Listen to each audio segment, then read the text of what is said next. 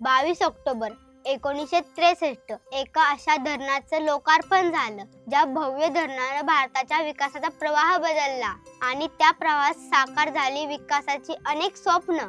हा दिवस भारतीय इतिहासात सुवर्णाक्षरांनी लिहिला गेला आहे। या दिवशी आपल्या देशाचे पहिले पंतप्रधान पंडित जवाहरलाल नेहरू यांच्या हस्ते भव्य भाकरा धरण राष्ट्राला अर्पण करण्यात आलं। चला जाणून घेऊया भाकरा धरणाबद्दल, पण त्याआधी कलाकार चॅनलला सबस्क्राइब नक्की करा। नमस्कार, मी आयुषी आणि तुम्ही पाहतात कलाकार दिनविषय भाग 296 पावर्ड बाय GoPrack.com। त्या काळात भारत नव्याने स्वातंत्र्य मिळवलेला, अजूनही गरिबी, दुष्काळ, बेरोजगारी आणि मागासलेपणाशी झुंजणारा देश होता। शेतकऱ्याच्या शेतात पाणी नव्हतं, कारखान्याला वीज नव्हती आणि उद्योगी व्यवसायाची गती मंदावलेली होती। अशा परिस्थितीत भाकरा धरण ही केवळ सिमेंटची भिंत नव्हती, ते होते भविष्य घडवणारे प्रकाश किरण। पंडित जवाहरलाल नेहरूंनी भाकरा धरणाला आधुनिक भारताचे मंदिर असं म्हटलं, कारण या धरणाने शेताला पाणी दिलं, वीज निर्माण केली, उद्योगांना चालना दिली आणि सर्वात महत्त्वाचं म्हणजे नव्या भारताला आत्मविश्वास दिला।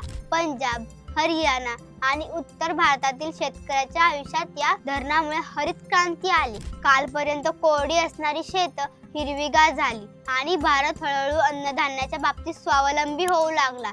धरण बांधणे हा फक्त अभियांत्रिकांचा चमत्कार नव्हता, तर लाखो कामगारांचा घाम, अभियंत्यांची कष्टमय मेहनत आणि संपूर्ण राष्ट्राची स्वप्न यात सामावली होती। प्रत्येक वीट, प्रत्येक दगड जणू भारताच्या प्रगतीची गाथा सांगत होता। भाकरा धरणाने दाखवून दिले की भारताला मागे टाकण्याचा कोणाच्याही हातात नाही, कारण भारत उभा राहायला लागला होता। आज आपण मागे वळून पाहतो तेव्हा भाकरा धरण फक्त पाण्याचा किंवा विजेचा स्रोत वाटत नाही, ते एक जिवंत स्मारक आहे, जे आपल्याला सांगते की स्वप्न कितीही मोठी असली ना तरी ती धैर्य, मेहनत आणि एकजुटीने नक्की पूर्ण होतात। तुम्हाला अशा प्रेरणादायक कथा ऐकायला आवडतात ना, मग हा व्हिडिओ शेअर करा आणि आपणही आपल्या देशासाठी काही मोठं करू शकतो का याचा विचार करून आम्हाला कमेंट मध्ये नक्की सांगा। आणि असेच व्हिडिओ बघण्यासाठी कलाकार चॅनलला सबस्क्राइब करा, इंस्टाग्राम, फेसबुक पेजला फॉलो करा आणि बघत राहा कलाकार दिनविशेष पावर्ड बाय GoPrack.com।